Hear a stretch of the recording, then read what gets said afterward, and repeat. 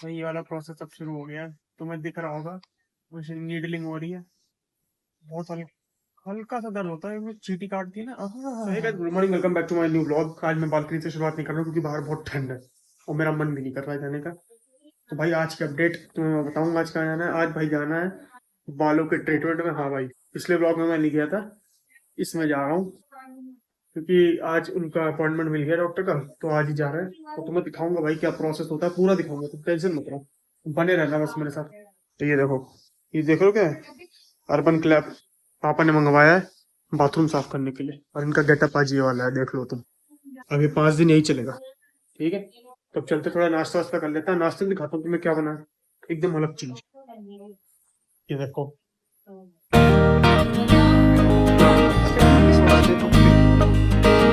ये भी शायद साउथ इंडियन की डिश है, और ये माँ ने ही बनाया है शायद से।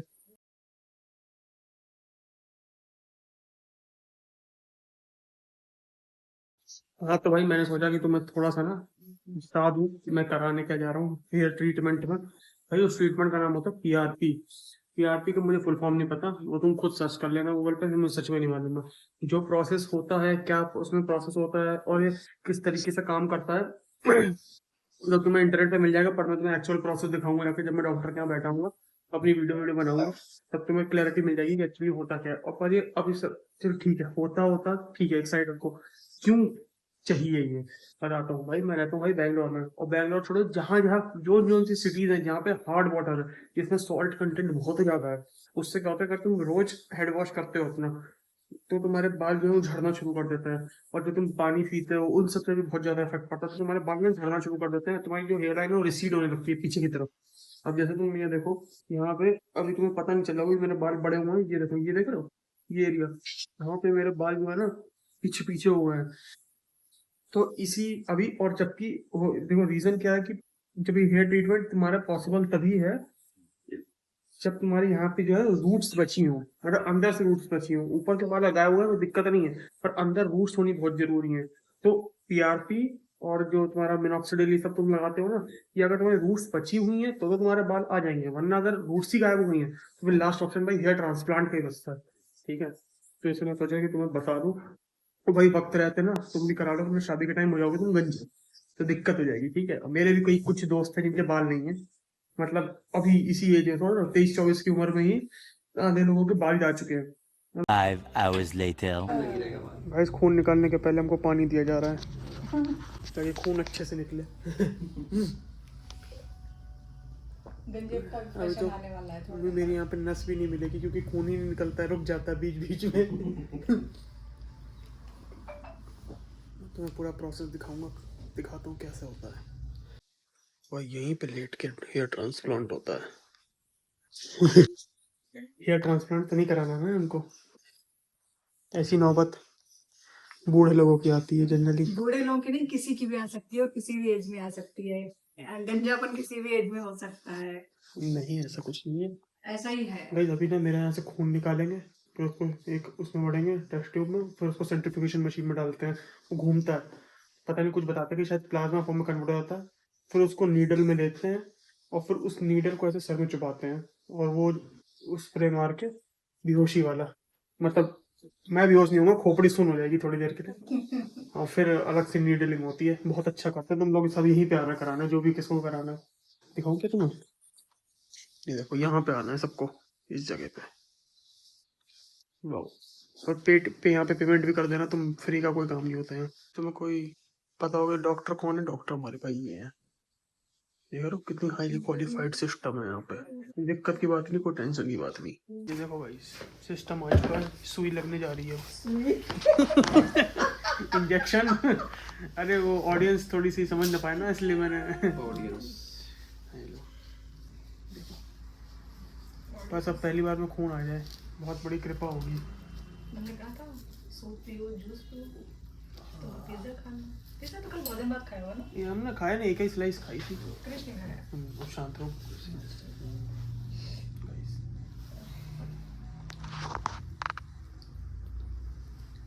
नस ढूंढने की सिस्टम स्टार्ट हो चुका है।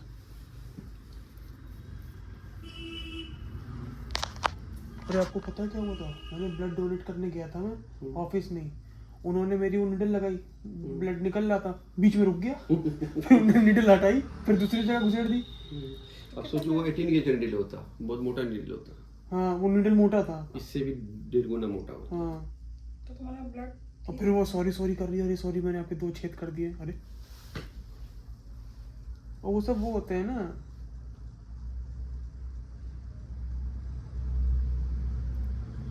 चीटी काट गई।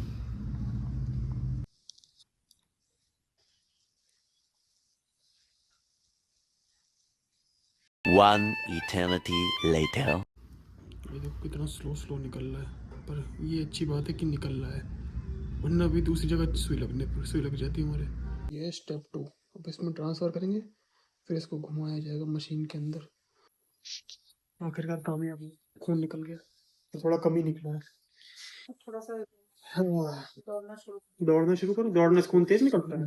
पानी नहीं पीते हो क्या ज्यादा? नहीं नहीं पीता हूँ, ऐसा नहीं है। तब ये तो सुबह 1 गिलास पिया था, कहा और क्या, पूरा 1 गिलास पिया है, अभी 1 पिया, वो तो बीच अभी में दे 1 दिया घूंट तो पी पिया। लिया, नहीं तो नहीं पीते। कितना पीते हो? पानी कम पीते हो? क्या पानी तो मैं कम पीता। ये मशीन होती है जिसमें और वो ये पूरा ट्यूब डाला गया है, टेस्ट ट्यूब, और ऐसे घूम रहा है इसके अंदर। अब वो आवाज तुम्हें आ रही होगी, तो मैं सोचा तुम्हें दिखा दूंगा। है, सही इतने अच्छे से तुम्हें कोई कुछ नहीं दिखाएगा भाई। एक्चुअल पीआरपी का प्रोसेस क्या होता है ना, मुझे नहीं लगता किसी भी चैनल पे तुम्हें मिलेगा। अगर मिल जाए तो और अच्छी बात है, तुम वहां से कंटेंट कंज्यूम करो। मेरा तो काम था तुम्हें बता देना सब कुछ, इस मामले में एजुकेट कर देना, तो वो मैं कर रहा। और अभी जब शुरू होगा ना प्रोसेस, तब भी मैं तुम्हें पूरा कंप्लीट दिखाऊंगा कि कैसे क्या होता है। ठीक है, ओके गाइस, ऑलमोस्ट 20 से 25 मिनट हो चुके हैं, और ये मशीन अभी भी मतलब ऐसे ही चलती रहेगी। इसको जनरली हम 30-35 या 40-45 मिनट्स में इसको हम हटा देते हैं, तब ये उस फॉर्म में कन्वर्ट हो जाता है। मतलब जिस फॉर्म में इनको चाहिए ब्लड का जो दूसरा फॉर्म है, पता नहीं, वो मुझे नहीं पता है, तो उस फॉर्म में कन्वर्ट होगा। फिर उसको एक नीडल में करेंगे, फिर मेरी खोपड़ी पे वो स्प्रे मारेंगे, जो होता है जो खोपड़ी में ना सुन कर देगा, ताकि नीडलिंग का ना जैसे चीटी काटती है वैसे वैसे असर होगा। फिर उसको उस ब्लड को ही जो लिया गया है उस टेस्ट ट्यूब से, वो वहां पे उसको ऐसे ऐसे इंसर्ट करेंगे, बस हो गया। और कुछ भी दर्द नहीं होता, मैं तुम्हें दिखाऊंगा अभी, देखना अभी तुम ध्यान से। इसको नीडल में भर लिया गया है, मस्त।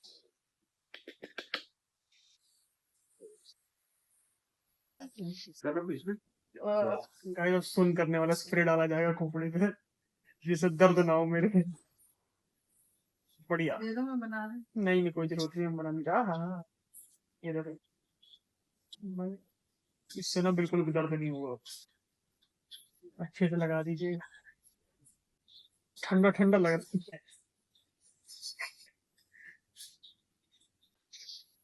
भाई ये वाला प्रोसेस अब शुरू हो गया है, तुम्हें दिख रहा होगा, मुझे नीडलिंग हो रही है। बहुत हल्का सा दर्द होता है, वो चींटी काटती है ना, वो तो अच्छा हुआ अच्छे से स्प्रे कर दिया, वरना तो बहुत दर्द होगा इसमें। आह, अरे ब्लड का प्लाज्मा फॉर्म होता है ना ये, ब्लड का प्लाज्मा प्लाज्मा फॉर्म। विच रिच पीआरपी होता है, प्लेटलेट रिच प्लाज्मा। अच्छा प्लेटलेट रिच प्लाज्मा, अच्छा पीआरपी की फुल फॉर्म यही होती है। समझ गया। प्लाज्मा में प्लेटलेट ज्यादा। अच्छा यहाँ दर्द होता है पीछे। चलो भाई, तब मैं इसको करा लेता हूँ, फिर मैं तुमसे बातचीत करूंगा। ये पीआरपी प्रोसीजर कर रहे हैं।